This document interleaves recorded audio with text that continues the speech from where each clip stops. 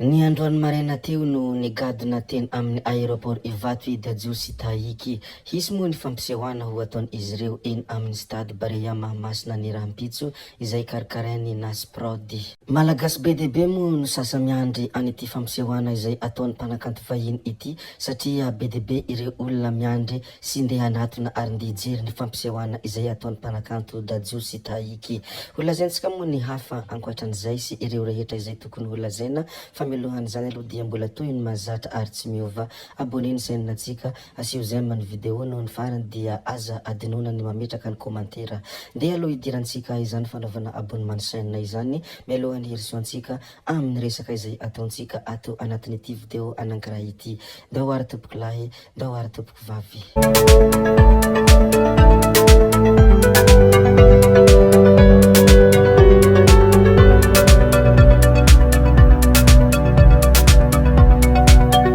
Hanombohantsika ny fizarana ny zavamisy ato anatin'ity vidéo anankiraha ity dia resaka lozam-pifamoivoizana, lozam-piarakodia. Nitrangana lozam-pifamoivoizana teo amin'ny tetezana Sahalombo, lalana hiditra any Antsirabe moa izany Sahalombo izany. Raha ny loharanom-baovao voaray dia olona enina no tao anatin'ny fiara 4x4 avy any Morondava nidona tamin'ny poto teny ankaikin'ny tetezany Sahalombo Antsirabe. Vokatra izany lozam-piarakodia izany dia ny 5 no naratra mafy ary efa nalefa eny amin'ny hopitaly fa ilay sofera no voalaza fa maty teo no eo. Izahay ato anatin'ity chaîne ity moa dia mankahery ny fianakavianana namono aina ary mirary fahasalamana feno ho an'ireo zay tsy salama sy ireo zay naratra mafy.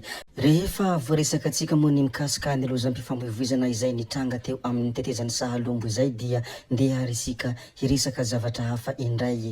Ny manaraka izay holazaintsika dia any Toamasina, lehilahy misandoka ho zandaro no sambory ny fokon'olona. Tratra ary voasambotry ny fokon'olona anio ilay lehilahy misandoka ho zandaro naka ankerin'ny mpivarotra telefônina teo amin'ny gara routière Tamatavy ny talata lasa teo moa izany. Mbola nikasa ihany koa hanao ny asa ratsy ny tamin'ny mpivarotra telefônina tsy lavitra ny gara routière izy zao sariny olona izao. Rehefa tratra moa ity olona nisandoka ho zandaro ity dia saiky ny harany fitsaram-bahoaka izy fa tonga ara-potoana ny mpitandro ny filaminana. Efa nanapaka billet fa handeha ho any Antananarivo androany hariva izy. Zay moa ny tranganisy tany Toamasina fa ny tany Mahajanga kosa dia 3 lahy mpivarotra basy vita gasy no voasambotra tao tsara mandroso sy mazava hoilina any Mahajanga. Izany vaovao izany moa dia navoaka ny midi Madagasikara koa dia mahafaly anay ny mizara izany aminareo rehetra ato anatin'ity chaîne ity mba hahatonga ianareo tsy toy ny tompotrano mihono fa haharaka foana ny zavatra rehetra misy sy zavatra rehetra mandalo ao Madagasikara. Rehefa voalazantsika moa ny tranga izay nisy ny seho tany Mahajanga izay ndeha resika ivadika kely any Antsirabe. Tapaka efa ho ray volana sy tapany mahery ny jiro ao amin'ny toerana misy ny TVM sy RNM. Efa ho ray volana sy tapany mahery zao no efa tsy nisy jiro nandeha intsony ny toerana misy ny direction régionale de la communication et de la culture Vakinankaratra.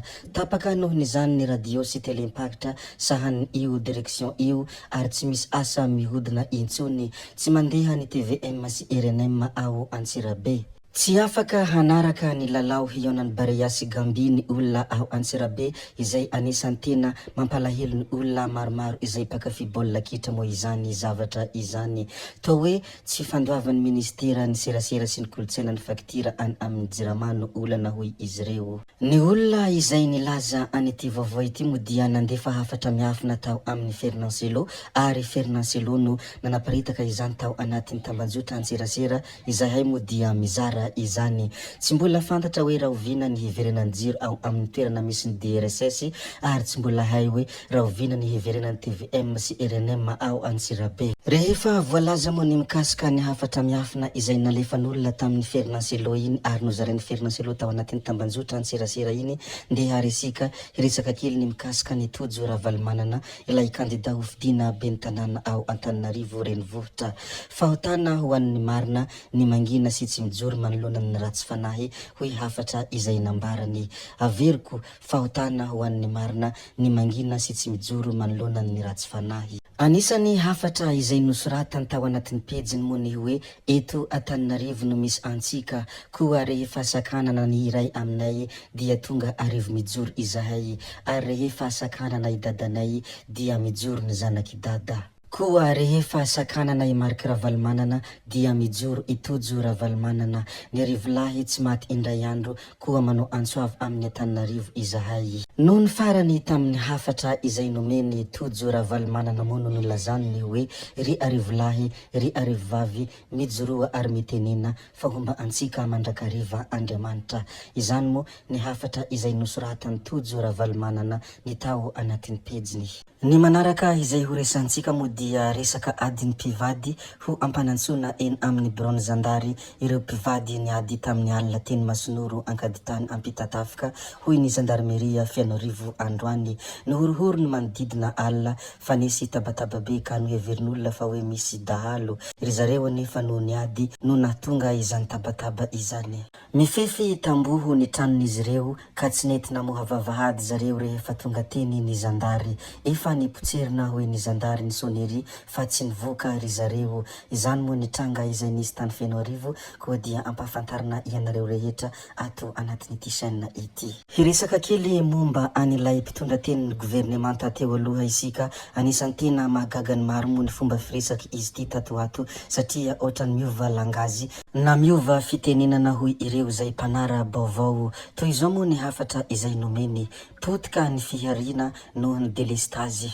Nilaza moa ilay mpitondra tenin'ny gouvernemanta teo alohany hoe eo ampanaovana ny voloko mihitsy no tapaka ny jiro, sahirana ireo orinasa kely madinika noho ny fahatapanjiro isanandro hoy Ramatoa Lalatina Rakotondrazafy, ilay mpitondra tenin'ny gouvernemanta teo aloha.